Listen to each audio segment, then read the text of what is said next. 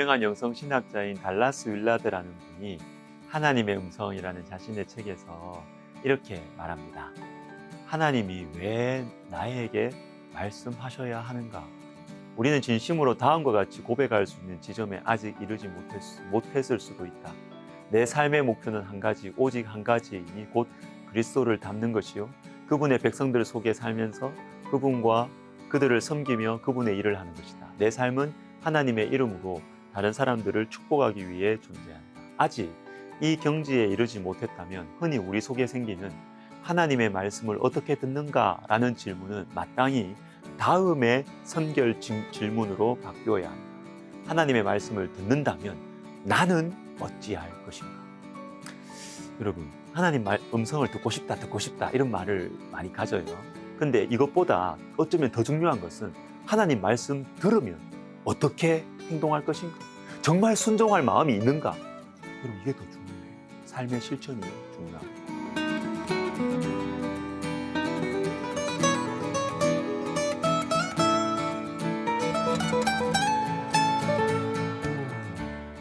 로마서 12장은 11장까지 말씀하신 구원의 진리를 실제의 삶으로 흘러보내는 역할을 합니다. 1절에 그러므로 형제들아 내가 하나님의 모든 자비하심으로 너희를 권하노니 너희 몸을 하나님이 기뻐하시는 거룩한 산제물로 드리라. 이는 너희가 드릴 영적 예배니라. 자, 이 말씀에는 어울리지 않을 것 같은 두 가지 의미를 동시에 가진 한 단어가 나옵니다. 영적이라는 말이에요. 이 영적이라고 이렇게 쓰여진 이 말은 헬라어로 로기콘이라고 하는데 두 가지 의미를 가지고 있습니다. 첫 번째는 영적인, 그런데 여러분 성경의 각주를 보시면 영적이라는 뜻 외에 합당한이라는 의미가 또 나와요. 이것이 바로 로기콘이라는 말이 가지고 있는 두 번째 의미입니다. 영적인 그리고 합리적인, 어울리지 않죠? 근데 저는 이 영적인이라는 말의 의미를 합리적이다라는 뜻이 잘 설명을 해준다고 생각합니다. 도대체 영적인 것이 무엇이냐?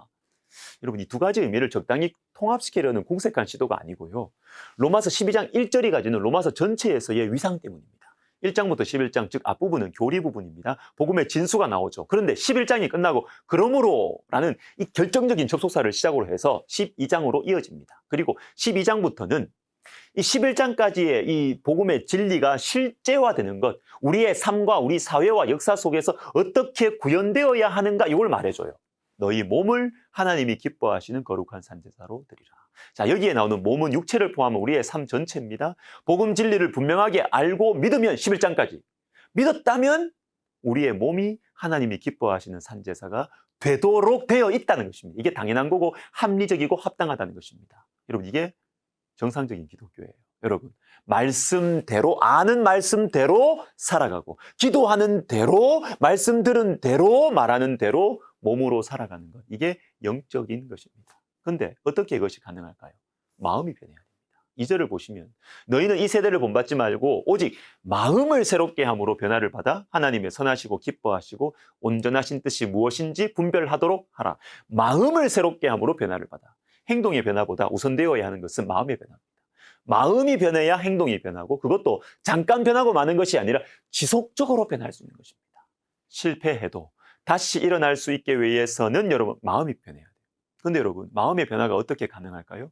물과 성령으로 거듭나야 합니다. 근데 물과 성령으로 거듭난 다음에도 여전히 우리에게는 어려움이 있어요. 좀 더 실제적인 방법이 필요합니다. 생각하는 습관을 바꿔야 합니다. 빌립보서 4장 8절 9절. 정말로 형제들아, 무엇에든지 참되며 무엇에든지 경건하며 무엇에든지 오르며 무엇에든지 정결하며 무엇에든지 사랑할 만하며 무엇에든지 칭찬할 만하며 무슨 덕이 있든지 무슨 기림이 있든지 이것들을 생각하라. 너희는 내게 배우고 받고 듣고 본 바를 행하라. 자, 이것들을 생각하라, 그리고 행하라. 여러분, 이것들을 생각할 때 복음의 진리를 행할 수 있다는 것입니다. 그러면 이것들이 무엇일까요? 앞에 나온 것, 참되고 경건하고 옳고 정결하고 사랑할 만하고 칭찬할 만한 것들을 생각하는 것입니다. 자, 쉽게 예를 한번 들어볼게요.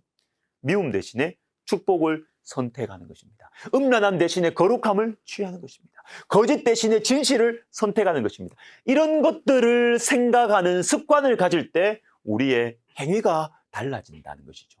자, 아치볼드 하트라는 심리학자는 자기가 심리학자이면서도 병원에서 행하는 심리요법의 75%가 별로 효과가 없다고 말해요.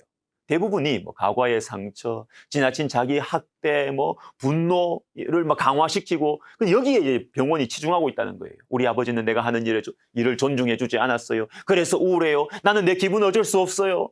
그래서 나는 이렇게 게으를 수밖에 없고 이렇게 방황할 수밖에 없어요. 대부분 이런 식의 반응을 끄집어내는데 대부분의 치료 시간을 사용한다는 것입니다. 그런데 이것보다 더 효과적인 것은 환자가 현재 처한 그 불행한 환경을 바꾸기 위해서 지금 할 수 있는 일, 즉 생각을 바꾸게 해야 된다는 것입니다. 그러면서 이 심리학자는 이와 같은 결론을 내립니다. 문제 있는 사람은 모두가 문제 있는 생각을 가지고 있다. 여러분, 문제 있는 사람은 문제 있는 생각을 가지고 있다. 문제보다 더 위험한 것은 문제 있는 생각이라는 것이죠. 더 정확하게 이야기하자면 문제 있는 생각을 자꾸만 선택하는 것, 이게 더 위험한 것이다. 그러면 여러분, 그 생각의 선택이 선택하면 선택할수록 그것이 우리의 행위를 만들어가요. 반대로 건전한 마음의 선택, 성경적인 마음의 선택을 하나씩 하나씩 계속해서 하다 보면 나도 모르게 생각이 바뀌어요. 행동이 바뀌어요. 삶이 변화되는 것입니다. 우리가 선택해야 할 가장 강력한 마음의 습관 하나가 있는데 감사하는 것입니다. 빌립보서 4장 6절을 보십시오. 아무것도 염려하지 말고 다만 모든 일에 기도와 간구로 너희 구할 것을 감사함으로 하나님께 하리라. 자, 기도가 염려를 이긴다. 맞아요. 그런데 여러분, 기도할 때 잊지 말아야 될 것이 있습니다. 감사함으로 하나님께 하리라. 감사하면서 기도할 때 염려를 이길 수 있습니다. 그런데 어려운 문제들이 많은데, 염려할 게 많은데 어떻게 감사할 수 있습니까? 이어지는 말씀. 그리하면 모든 지각에 뛰어난 하나님의 평강이 그리스도 예수 안에서 너희 마음과 생각을 지키시리라. 지각에 뛰어난 하나님. 여러분, 지각은 생각이죠. 이해하는 것입니다. 하나님은 우리가 지각하는 것, 아는 것, 그리고 이해하는 것을 넘어섭니다. 아무리 상황이 막막해서 길이 보이지 않아도 하나님께는 답이 있습니다. 그러니까 감사할 수 있는 것이죠. 문제가 풀려서 감사하는 것이 아닙니다. 답이 보여서 감사하는 것이 아닙니다. 여러분, 그 정도라면 이건 문제도 아니죠. 내가 감당할 수 없는 문제. 그러나 하나님께는 답이 있는 것입니다. 그러므로 우리는 감사할 수 있어요. 감사하는 생각의 습관을 가질 때 우리의 삶은 변화될 것입니다. 기도하겠습니다. 하나님, 우리에게 은혜를 베풀어 주셔서 생각이 변화되게 하시고 변화된 생각, 우리 주님께서 원하시는 생각을 자꾸만 선택하여서 내 마음이 변하고 내 감정이 변하고 내 삶이 변하는 하나님, 이 믿음의 삶, 복된 삶을 살아가게 하여 주옵소서. 예수님의 이름으로 기도드립니다. 아멘.